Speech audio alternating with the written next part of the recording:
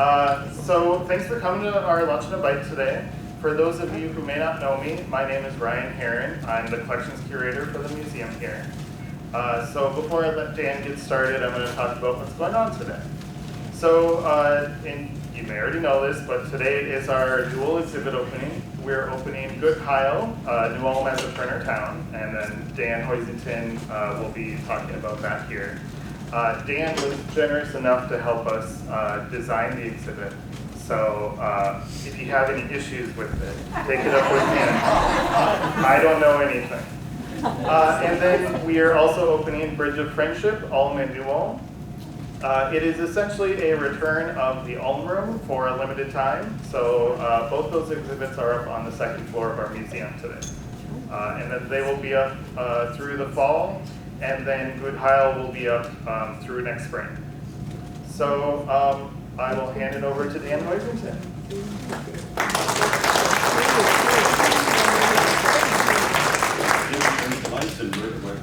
I feel really bad. I forgot the popcorn wagon is out. I'm sure you all saw it. If you haven't gotten popcorn, be sure to visit them after you're done here.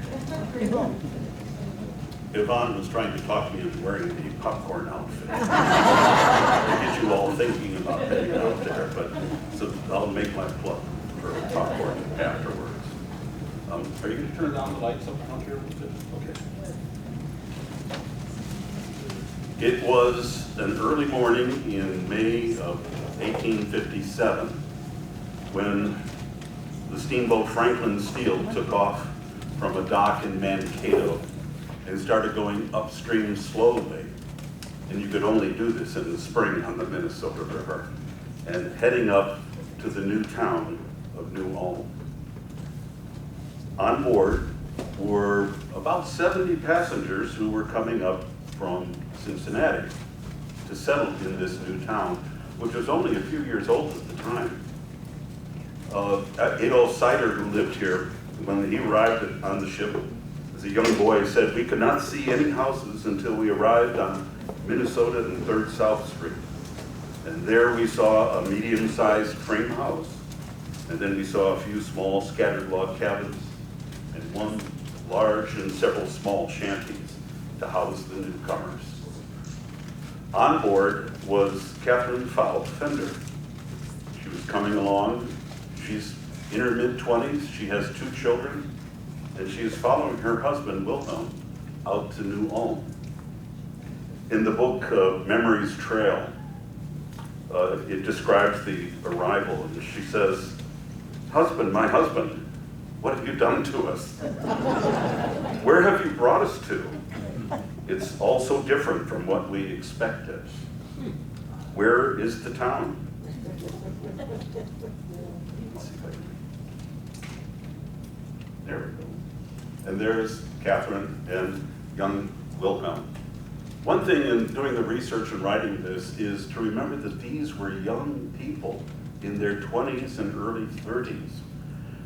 We see pictures so often of them as the old honored people, but these were people younger than most people in this room, I would guess, going off in a short journey that became a long journey. The reason it happened is because when she asked, where is the town of New Ulm in the spring of 1857 was mostly an idea. It was a dream. And that's what makes New Ulm special, and why I have continued to come back here and work on the history of the town for now something like 27 years. Because this is a town that was formulated as more or less a utopia for Turners. This is going to be the place where you could live the Turner dream. In 1855, Wilhelm Turner wrote to the National Turner newspaper, the Die Zeitung. And in it, he puts in a column calling for a town of practical Turnerism. And that's what this town is. So today I'm going to look a little bit about the philosophy, first of all, of what they were looking for when they formed this town. And then we'll look and see how it worked out in reality. The Greek historian Thucydides said at one point, history is philosophy with examples. New Ulm, the history of New Ulm, is a philosophy in many ways, and today we're going to be looking at the examples a little bit. Maybe the story of New Ulm started back at the Battle of Jena in 1806, when Napoleon basically conquered German forces. And remember, Germany at this time was not a country. It was something like 31 different principalities and states, Prussia being the largest of them, but numerous little states all broken up. And when he came in, the Holy Roman Empire, which had been a loose affiliation for hundreds of years, broke up. Napoleon starts to institute his form of government. The leaders at the top begin speaking French, and there is a concern among the people of Germany who are living there in these principalities and duchies and states that we're going to lose who we are to this, the worst thing to a French guy. And so it created a reaction among the common people. One of the people who stepped forward was Friedrich Jahn. He was a teacher taught at a gymnasium or a high school beginning in 1808. And then in 1811, he opens up this great Turnplatz in Berlin. His philosophy that he's preaching is that you need to have a sound mind and a sound body if we are ever going to take back Germany or Prussia, Berlin, all these places, without a young people who are physically active, physically in shape, and mentally alert. So the good thing that he could pull off was that it was sort of non-confrontational. We're just going to go exercise. And so it wasn't cracked down on. Jahn becomes known as more or less the father of gymnastics. And Turner is basically a gymnast. That's what it means for a German. And he invents everything or introduces everything from the horse, and at that point they put a little tail on the horse, which I thought was really cute. The rings, the high bar, a form of the balance beam. So what we think of as gymnastics today basically was all brought together at that Turnplatz in Berlin by Friedrich Jahn. But he had a different side to him too, and he realized that you needed to have not just physical ability, but a sound mind. He would have lectures, but he also realized that there was a symbolic nature to being a German. He believed that there were two Germans. There was the German states, the government, that maybe Napoleon conquered. But there was also a Germany of the heart, of the culture, of the language that needed to be preserved. And so he pushed that should become a part of what he would call Germanness. Or here, the book he wrote in 1810, the Deutsches Volkstum, so the people. On his journey, he met the Grimm brothers, the brothers Grimm, who again were collecting stories about Germany and bringing them together. And Wilhelm Grimm writes to his brother and says, Jahn knows the ways of the people well and is familiar with many legends and enjoys our tales very much. And he mentions that Jahn was in fact planning a trip throughout Germany to collect stories, legends, and folk tales. So it is not surprising that one of the Turner's most popular characters from German history was Mr. Hermann. It was a symbol of standing up to a foreign invader. But Jahn's message basically, again, was a sound mind and a sound body. It's a phrase that came from a Roman writer, Juvenal. In fact, it's been around for thousands of years. What happens, though, is Napoleon is defeated at the Battle of Leipzig, and by 1815, he is moved back across the Rhine completely. And of course, then in the Battle of Waterloo, he's out of power. the German states, those old principalities and duchies and kingdoms, all start coming back and going, well, what are we going to be right now?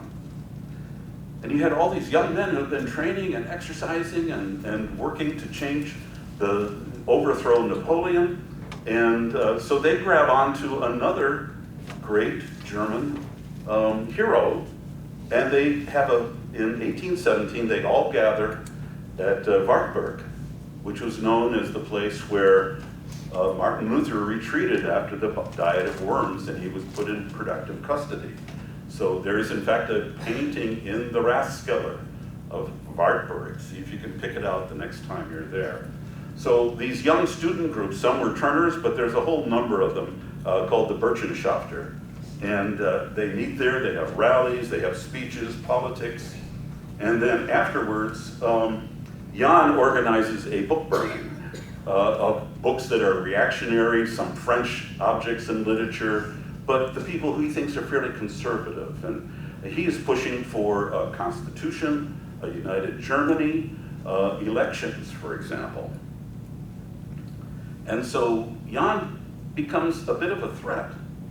And then in 1819, one of his young followers, Carl Sand, assassinates a very conservative writer, newspaper man, and it suddenly throws off the German leadership, the conservative leadership, and they say, we have to step in and quiet this down. And so led by Chancellor Metternich from Austria, a number of the German states get together in Carlsbad, Austria, and adopt a set of Carlsbad decrees, they're called in history, in 1819. And among other things, it bans these fraternities or these men's clubs, the Burschenschaft. It removes liberal university professors, and it expands censorship of the press. Friedrich Jan is arrested and held in prison for 2 years. When he is freed, they say you cannot live in a town with a university. So in effect, the Turner movement is ended in 1819, more or less throughout all the German states. Jan fades into the background and in fact never becomes a great leader again, although he was offered a professorship at Harvard in 1828. 1840, new king in Prussia, Friedrich Wilhelm IV takes over, and he's younger, he's a little more liberal. So in the 1840s, you start getting a resurgence of Turnerism, and it's slightly different. Not only is it the exercise, but they have Turners who are joining who never do gymnastics. They go off to political rallies. They love to sing. They have songbooks. Many of these are this new generation in Germany in 1840 who you're having a developing middle class. So you have people who are shopkeepers, craftsmen, moderately wealthy, well educated. The literacy rates in these areas was incredible compared to the rest of Europe.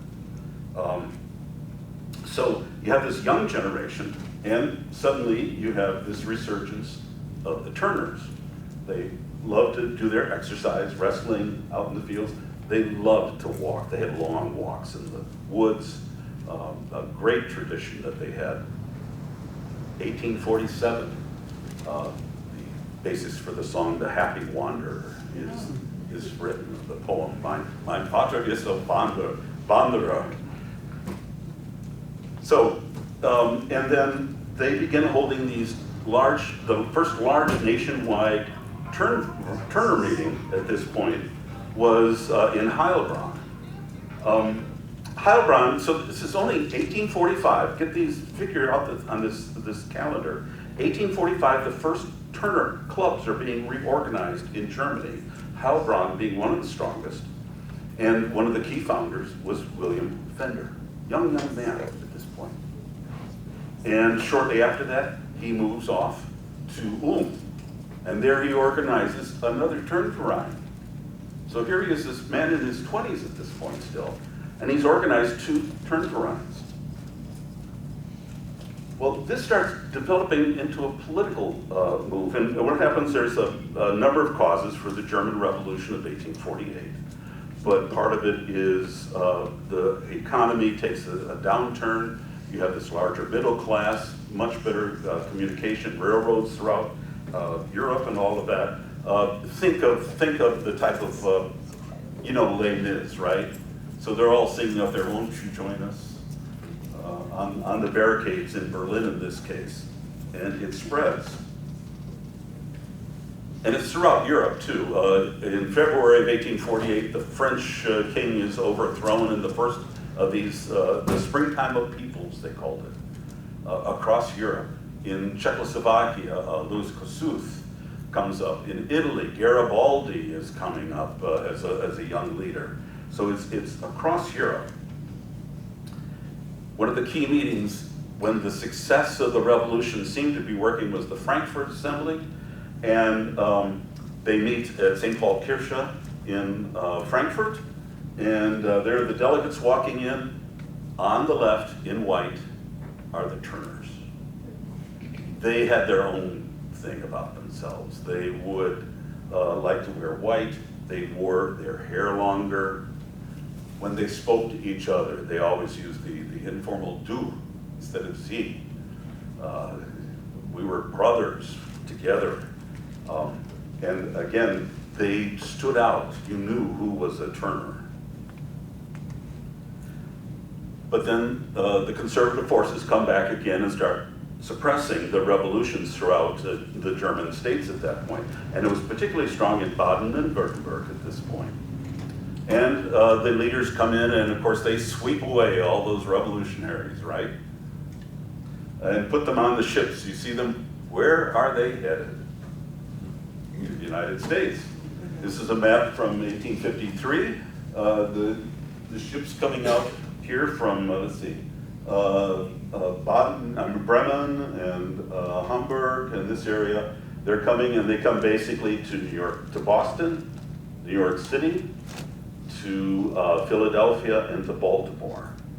And then from there they can travel west on the growing road and canal and rail systems. So the bulk of Turner groups that you'll find are Germans, immigrants at this point, are heading to northern cities.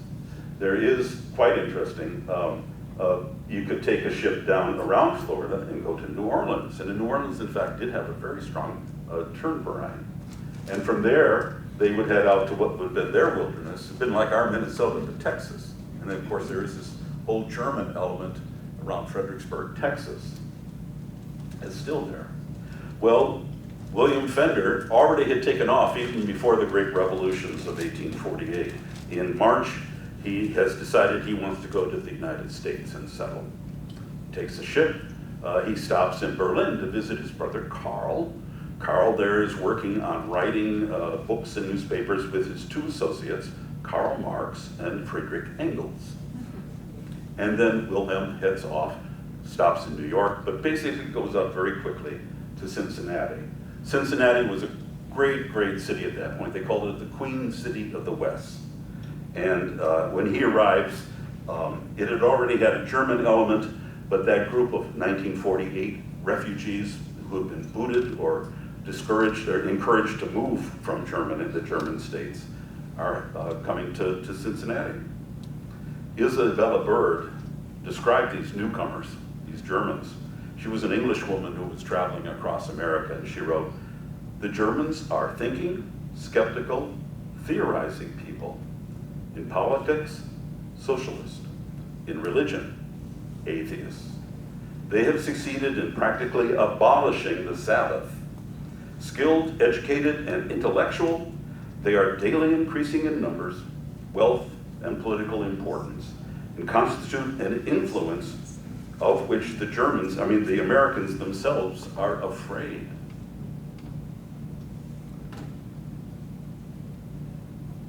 In the fall of late summer actually, of 1848, one of the great heroes of the revolution who had fled Germany, Friedrich Hecker, he would have been on the lips of every German at that point, comes to Cincinnati. He meets with Fender and some of his friends, and they organize the first Turnverein in the United States in 1848. So when you think Fender founded helped found the first ones in Heilbronn and then in Ulm. First one in 1845. 3 years later, he's off in Cincinnati, forming his third Turnverein. I mean, this was really a part of who he was. He moves across the river to Newport, Kentucky shortly after that, and he organizes another Turnverein in Kentucky. So this guy was just turning 30, who's organized 4 Turner Halls across the country as this young man within a short time. He becomes the head of the gymnastics program in Cincinnati, and then later across the river over in Newport, he is also the Turnvort, they call it, which is sort of the gymnastics instructor. This is a picture of from 1850 of the Turners in Cincinnati. And of course, they're wearing their white. They love that. Can you see well enough to see what they like to do? Well, they do a lot of drinking. Okay. So much for high philosophy, right? And they have some rifles. They have their Schützenverein. They would like to go out and shoot. They love their musical instruments. They love to sing and play music together. And you see a few of those. And some exercise. They have a few wands and such there. You see this guy over here hanging from the tree? Right there, that guy.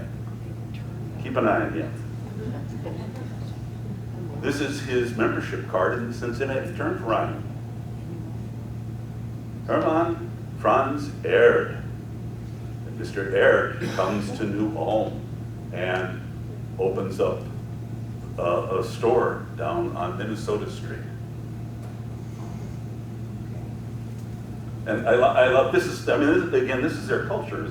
He's lifting weights, he's jumping on the pommel horse, and again, they are showing their adoration of the German states and of the United States. In 1851, they hold their first national Turnfest. By this time, there were at least 7 throughout the United States. Just a few years later, Philadelphia, New York, Louisville, St. Louis, and these large, huge competitions. And they included not just physical competitions, but mental gymnastics as well. You would have to give speeches and be judged on your declamation and your writing. But there were concerns about those Germans, and the Irish, of course, too. All this wave, and of course this is when the Irish immigration is taking place too. And so there is this strong political reaction that they're going to be running off with the ballot box.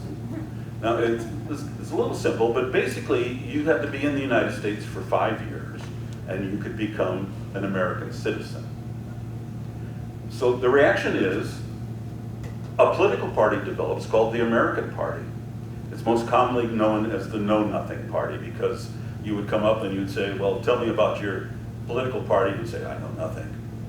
And it was rabidly anti-immigrant. One of their platforms was that for an immigrant, for a foreigner to vote, you had to be a citizen for 21 years before you could vote or even hold a political office. And this became a powerful political force in the United States. What's happening is the Whig Party is falling apart over debates about slavery. And so there's this opening maybe that you could unite the North and South to go against immigrants, is basically what it was. It stepped beyond that. Throughout northern cities in 1855, 1856, there were riots and battles in the streets. Chicago, the Chicago lager beer fight, when they tried to shut down the German troops, tried to shut down the German saloons on Sundays because they were violating the law. Cincinnati, again, armed conflicts with our Turners that would flee out here later, on the streets with these mobs. Louisville, a whole neighborhood was burned down. St. Louis, Columbus, Cleveland. This is a picture of, in 1857, of election day, and a mob attacked the Irish and Germans who were trying to vote. And President Buchanan calls out the Marines, to allow them to get to the polling places.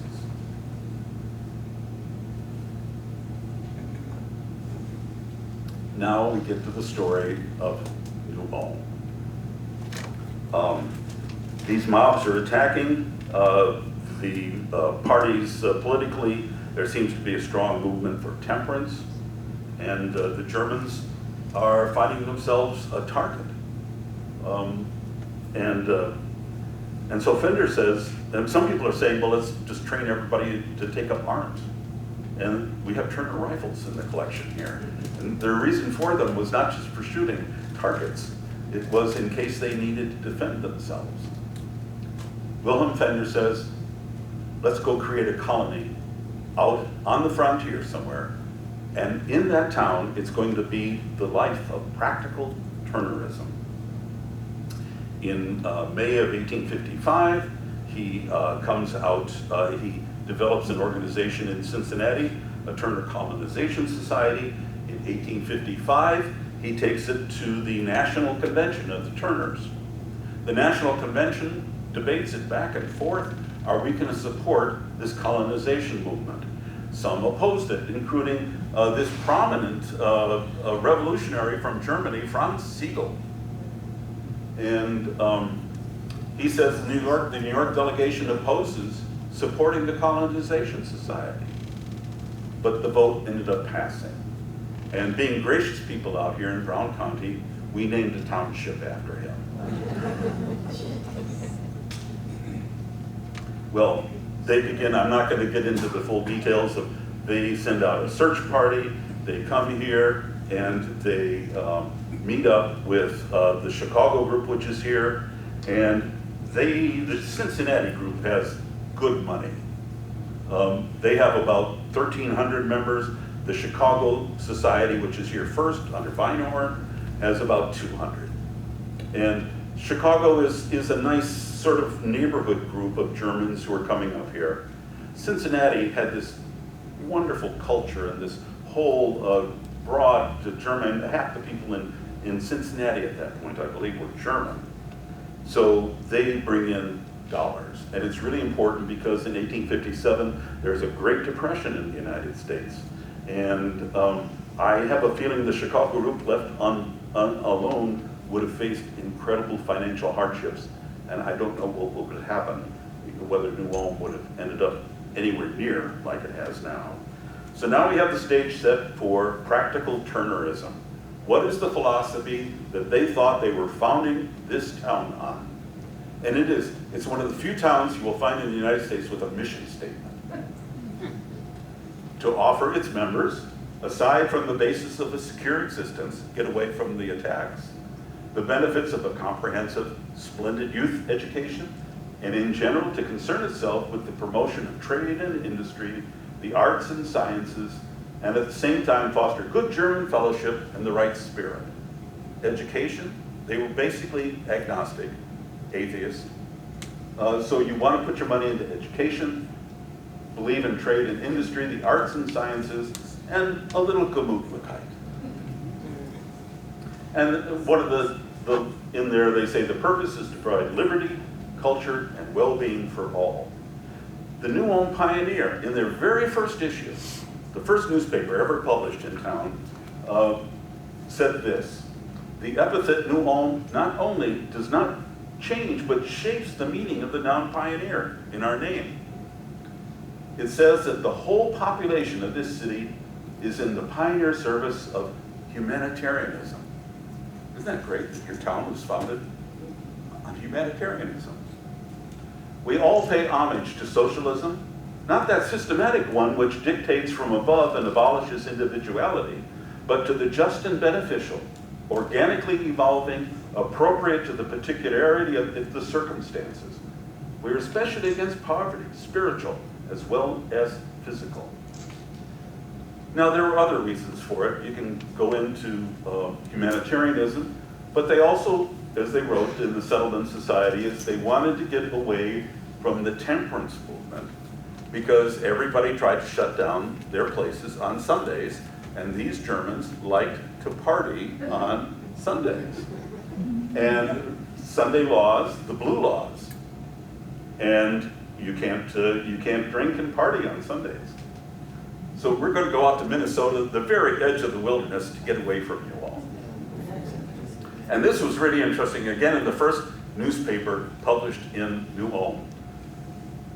All people are born equal and endowed with inalienable rights, which include life, liberty, and the pursuit of happiness. This sentence of the Declaration of Independence is forgotten and lost. Do you see the twist, by the way, here? Endowed by your creator? No, no, no, no. You were born with your concept of liberty and freedom to enjoy yourself. So how does this play out? The Turners arrive. One Turner, Christian Prignitz, is hired to finish off the plat that was begun by Christian Ludwig Meyer and not completed. He's a dedicated Turner. In the first Turnfest held here in town, he came in second with a speech about Thomas Paine. So this is a fellow imbued with that.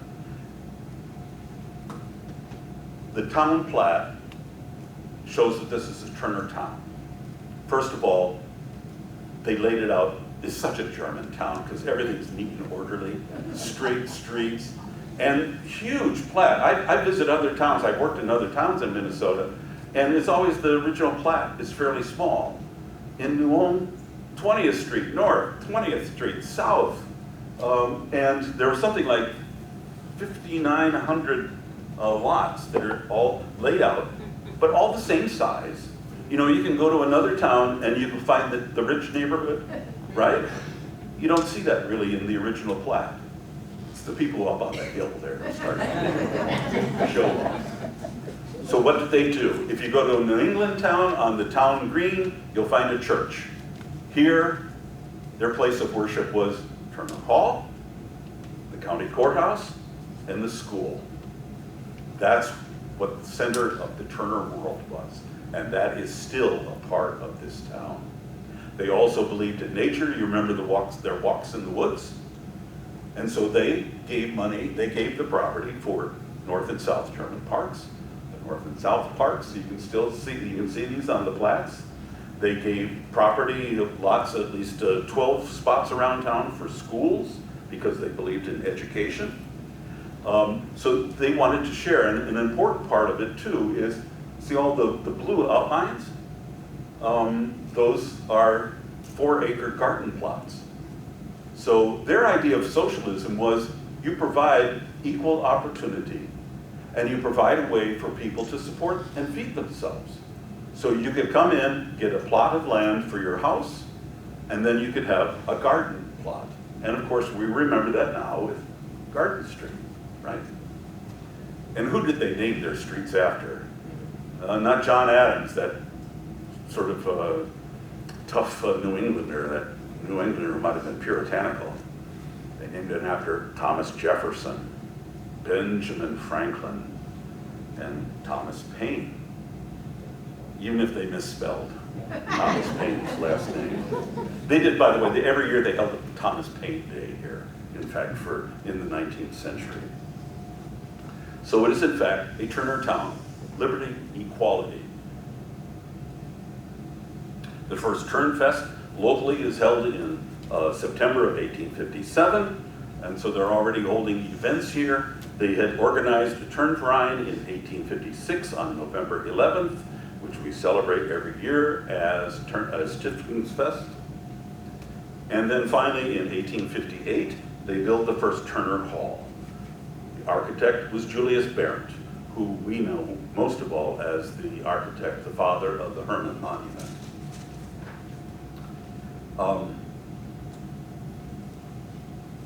And it opened officially on Weihnachtsabend in 1858. Christmas Eve. That seemed like a really Turner thing to do, with a dance, of course. You were going off for a midnight, evening church service. Now this is really interesting because this is from the depredation claims after 1862. In 1862, that building that you saw burned down. It was burned on August 27th toward the end of the battles of New Ulm and the Dakota War. I'm not going to get into the details on that, but in 1862, in May, the German Land Association, the one who had come in and owned all the property and had distributed and sold the lots, broke up. This is the successors to the German, to the Chicago Land Company and the Cincinnati Group. And they say in that, they gave $400 to the Turnverein. When they broke up, by the way, this is when they gave land for parks, for public landings, schoolhouses, and the schools and everything in 1862. But in there, they also give $400 to the Turnverein for the purpose of improving Turner Hall that summer, and winter school can be held therein, in consideration of which the Turnverein shall obligate itself to permit the use of the hall for school purposes. So in 1862, you probably all have seen that older picture. They actually build an addition to it. Off, right, there we go, off to the side here. And that is listed as for a school group. So if you walked into Turner Hall, you came in the entrance. This is where that entrance was that you saw in that picture earlier. And off to the side, they call it a sitting room, but they did have a bar, it's listed as in there. Then there's a large assembly hall and a huge stage, because they love their plays, their dramas. And this is an interior, again, this is done by Berndt, of what the interior was. Some nice work within there. They start building it in the summer of 1862, and then it gets burned down on August 27th. And they put in for government money to be reimbursed to build again. And what they get is Turner Hall with a roof. It has a stage, cellar, a bar, and down to the bottom, one frame privy outside. Inside, they list everything that was in so they could get reimbursed by the government for their losses. And they have Turner apparatus, horizontal poles and horizontal bars and some weights, and they had swords. They loved to do fencing. It was part of their teaching. They had a huge library. Julius Berndt was the librarian. And they had a wonderful array of books that were in there. There are some of the books that are up in the display upstairs. My favorite here I'm curious about, I have to look up, is what Babu's wine culture. I have no idea who Babu was or what they learned about wine from that. And then they had a long list of things for their stage performances, including a sultan suit, a pasha's suit, Turkish officer suits, a monk's suit, black frock coat, monarch's mantle, Spaniard's mantles, 2 fairy costumes. And they had 40 pieces, smaller pieces. They had books, and they described that they had plays that were printed, but then for the parts, they had to write them all out in hand for everybody. You couldn't take it off to the copy machine for everybody to get a part. Carl Roos, who was sheriff in town, one of the leaders of the defense of New Ulm, said on that day he saw some of the Dakota, when they burned down Turner Hall, out wearing the stage costumes all around. So if you can picture the Dakota out there, they're fairy costumes. And they're Spaniards and such outfits. It started leading to a little retribution, and this is where things start getting interesting. This was written by Thomas Golden, who was the chaplain for the 25th Wisconsin Regiment. After the Dakota War, they're worried about further attacks, and so they send out this unit from Wisconsin. He's the reverend, the chaplain, and he's appalled by New Ulm, and he mentions, yes, it is this sink of iniquity where infidelity had thoroughly gone to seed was called New Ulm. He suggests that it was divine retribution a little bit on New Ulm to be burned, and mentions that yes, that there are people buried in the streets, but the weakness of God has made them stronger because they held. This is probably, I decided, in Gross's Hall, the Union Hall, which is now the Grand. They rebuild in 1866. They started in 65. They've gotten money from the government. They rebuilt the new Turner Hall, and this is what it looked like. They're all out in their whites again, though. And then in 1872, they decide that they need some more space, and they built the addition, which is still there. It is the oldest Turner Hall in America in its original use.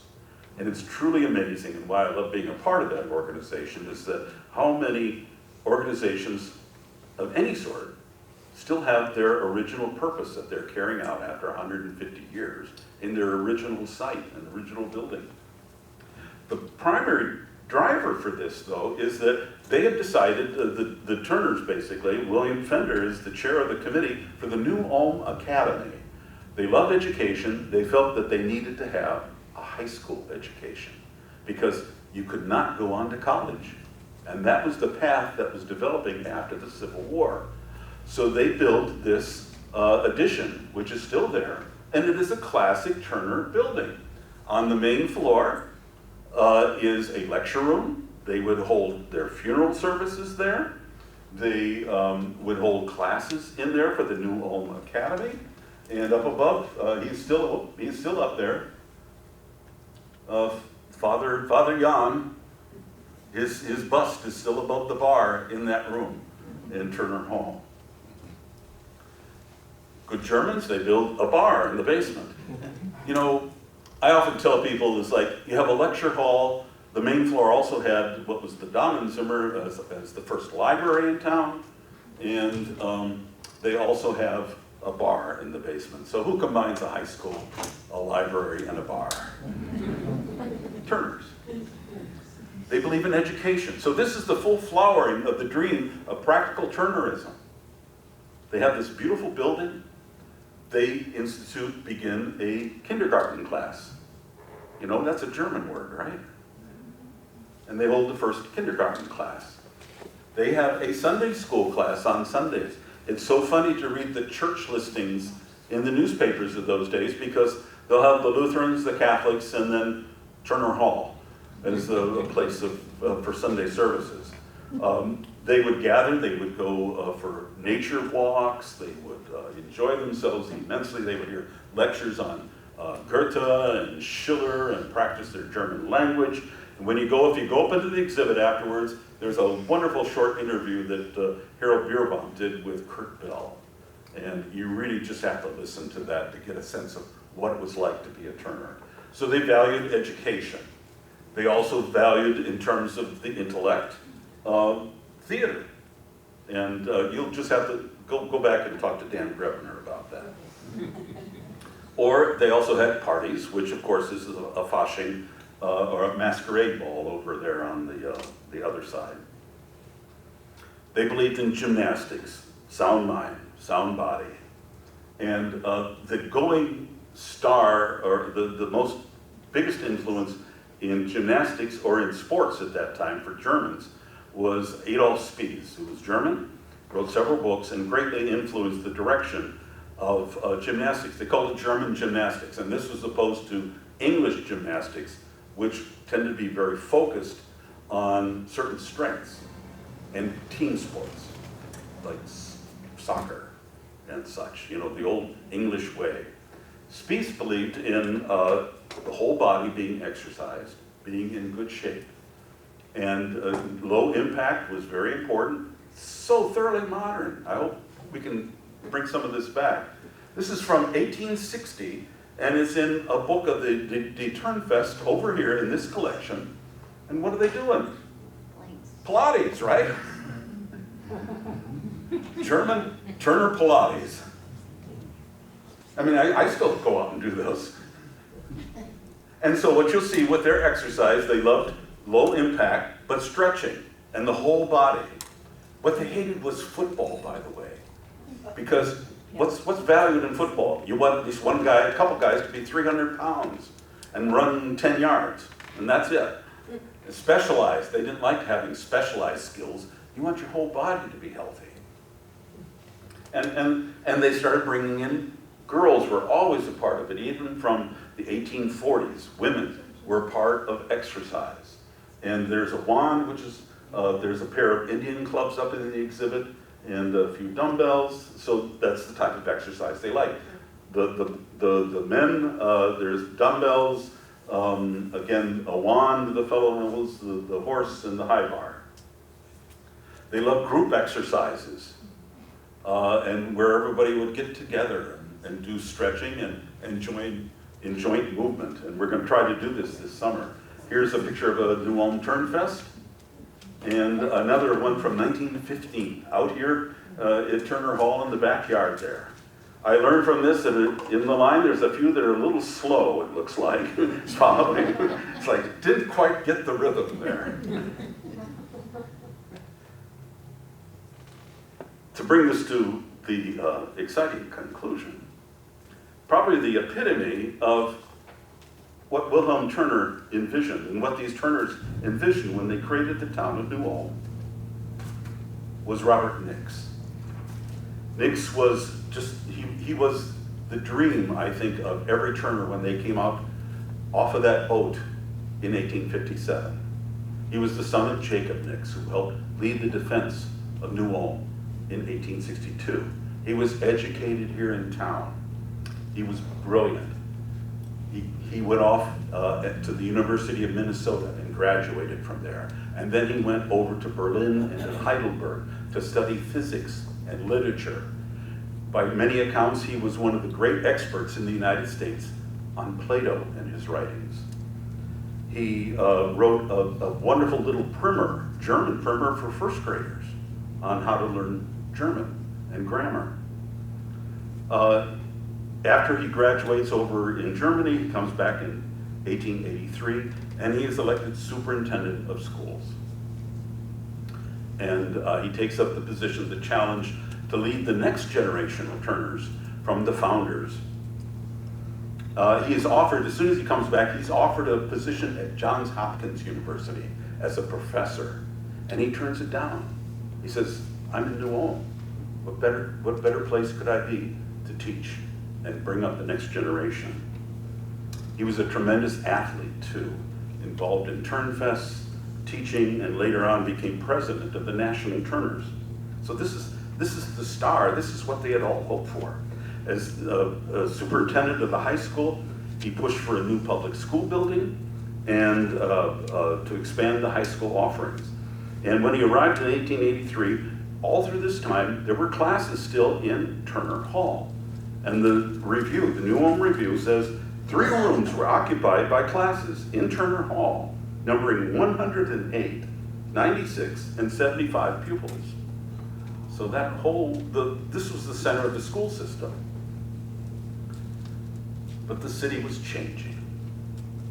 After the Civil War, there's a large influx of German-speaking Bohemians. They tend to be more rural, peasant culture. They are not as well educated. These, the Turners were middle-class people who had all gone off to gymnasium and school. And they were generally Catholic. We know that. And then up on the hill, another group comes in of the Lutherans. And they're led by, in the 1880s, by Christian Albrecht, real star in the Lutheran Synod. Young guy in his 30s, and he comes in and he proposes in 1883 that they build a school in town named for Martin Luther. And then he starts looking around at the public schools.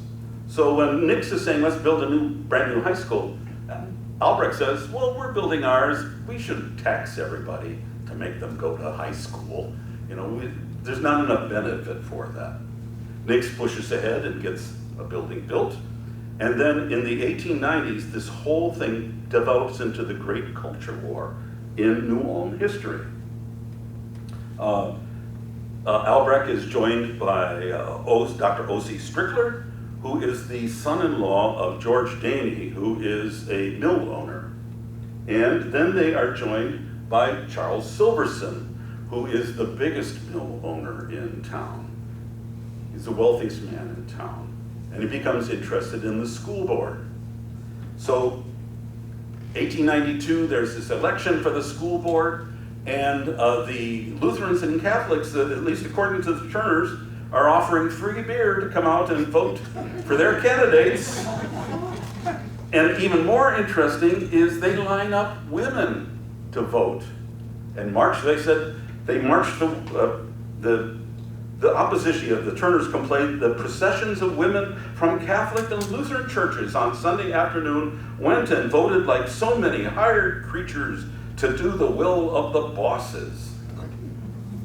Well, they won the school board. 1894, they fire Robert Nix. So here was this star that gets the axe by these newcomers to town, by these Catholics and Lutherans and the wealthy mill owners. But the result was, what was the reason? Well, one person wrote, "Our children are now taught the national anthem as it was written, not leaving out the last verse because of the reference therein to the deity. In God is our trust." I bet you, how many of you remember the last verse of the Star Spangled Banner? Huh? But there's that, in God is our trust. And they had to sing that again in school. He says the blackboards are not now the bulletin boards for Sunday theaters, and the ideas of evolution have been dropped. They were teaching, Nix was teaching evolution. So he is fired. The battle goes on for several years, and eventually an informal agreement is reached that you'll have Lutheran representation, Catholic representation, and then the great unwashed out there, the Turners, Methodist, Congregationalists. But that was the battle that took place, and very tense feeling. The Turners did this little set with O.C. Strickler, George Daney, and Charles Silverson, sort of Silvertooth, how you translate it, up there with the money bags, taking over the school board, with the sheep up above. This continues a few years later with the election of, you know this fellow, John Lind. 1896, he runs for governor. Now, in that day, those days in Minnesota, the Republicans held on office, controlled the state government since the Civil War. And there were two big blocks of voting blocks of immigrants, the Swedes and the Germans. And you wanted to bring in those votes if you could. If you had a good Swedish candidate, it helped. Well, Lind had the perfect combination because he was from New Ulm. He knew German, and he was a Turner. So you have the Swede, born in Sweden, who is easy in German culture. And so he runs, he loses by only 3,000 votes. But as in all politics, you try to find a weakness in your opponent, and so the Republicans particularly attacked him as being a Turner member. If he's German, well, okay, but he's an atheist. He's an infidel. And it becomes, the charges made that John Lind is so infidel and sided with the infidels in the bitter fight against the Christians in his home city over the schools, which the church people won. And down below, yes, he's a pronounced atheist. And because of this negative publicity, Lind loses in 1896. Well, he brought a suit against the St. Paul Dispatch that carried all of this. And it goes on, the first case he loses, this is A.F. Rhyme, who testifies, the good Lutheran professor up at Martin Luther, and says, you know, Professor Nix taught evolution and that he is considered that this is denying the existence of a supreme being. That's what Turners do. O.C. Strickler comes in and says that Lind supported Nix, who was considered an atheist, and he was a member of the Turner Society.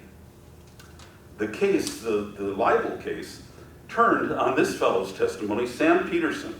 Peterson, that's not a German name.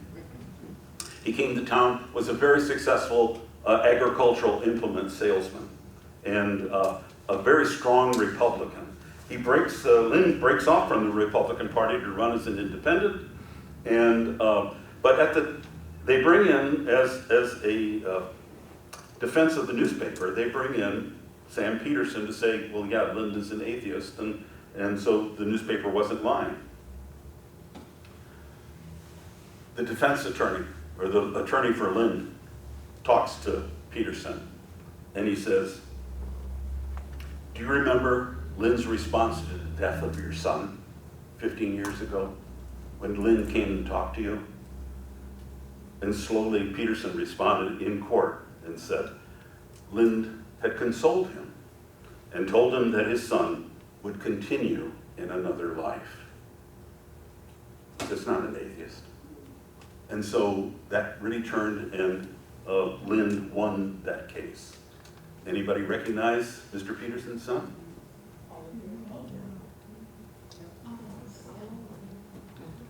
A beautiful monument out in the cemetery. So that's the story of where New Ulm was not a Turner town as much anymore. Now it had to contend with New Ulm multiculturalism, I guess you might say, with Lutherans and Catholics. And they had to learn different ways to handle things. 1901, they opened up a new magnificent Turner Hall. There's a great little clip of it when it burned that's up in the exhibit you can take a look at. And the main speaker at that time was Wilhelm Fender. Old man, he would die a few years later, and he said in his address, he said, the Association of the Turners never tried to attack a good fellow or citizen or even mock him for holding different religious views. He derided the school board reformers as shameful, and then he said, that we have ever tried to fulfill these principles is shown by our turning school, our Sunday schools, our endeavors through lectures, through the cultivation of music and singing and dramatic efforts to work for the benefit of both mind and body, and in general, working with all our powers that mankind should advance. In some ways, it was his benediction on New Ulm as a Turner town. So what's the legacy? Summary. Is New Ulm still a Turner town? In many ways it is. It's still part of that dream that was out there. The main Platte, it's still, when you drive through, it's a beautiful German town. Orderly, the wide streets, very walkable. The park, we have one of the best park systems in the state, far and away. It's a sound education system. The Turner Hall is still the center, a bunch that goes on in the community. And there's a magnificent new gymnastics facility. And that's because of the Turner tradition that was here. The county courthouse is smack in the middle. The school has moved off. But the Turners, I think if they had come back, they would have gone, oh, there's a wonderful theater right there. That was part of who they were and what they wanted for the town. They would have been thrilled to know that the State Street Theater is there. If they looked down at Minnesota Street at the Grand Center for the Arts and Culture, they would have gone, oh, Philip Gross, of course, one of our Turners. He always used to love to hold dances and concerts and dramas up in the upper hall. So they wouldn't have been surprised to see the Grand Center for the Arts or the State Street Theater. If they had looked around and thought, well, we wanted to have good commerce and good business in town for people to make money, they would have looked at one of the founding Turners, August Schell, one of the first members of the Ulm Turnverein. And they would have gone, oh, of course, August always had a good business sense. And they would have been thrilled that his descendants were world-class gymnasts, as Ted Marney was. So they wouldn't have been surprised. Even Wanda God, another star here, they would have liked, because he was not a good Catholic. Anton was not. I will say that. And Wanda was not either. In fact, the Shells took Anton God under their wing and gave him work and helped send him for training and education. So there is this wonderful, and what better things in town could you think of for a German town than Martin Luther College and Hermann up side by side up Center Street. These are two of the great German characters in history, and you know what? They were rebels. They stood up because they had a dream to shake up things and do things differently. By the way, the Turners would have been really thrilled that everything's open on Sundays now. So the lesson is what kind of town do you want? They ask us this from across generations, from across more than 150 years. They said, this is the town we want, this is how we're going to build this town, these are the things we're going to support and encourage. So we need to step back in our own time and go, what type of town do we want New Ulm to be? That's the tradition that we have in this town that was passed on from the Turners. And when you look again, who do we honor in this town? Herma, Martin Luther. They were not guys who fit in. They stepped out and tried something different. Who else do we admire? John Lynn's house is open. He ran as we know as a Turner, but also as an independent who was going to shake up the political system. We honored Wanda Gog, who went off and lived the bohemian life after she left town and never quite fit in, as most people describe, in the town itself. So we honor the dreamers, the people who stop and say, this is what life is all about, this is who we are. And just in a conclusion, I always think of George Bernard Shaw's words. He said, some men see things as they are and say, why? I dream things that never were, and say, why not? And that's the tradition that Wilhelm Fender and the Turners brought to New Ulm. So dream your dreams, carry them out, risk your life for them. And we can do that even today. Thank you.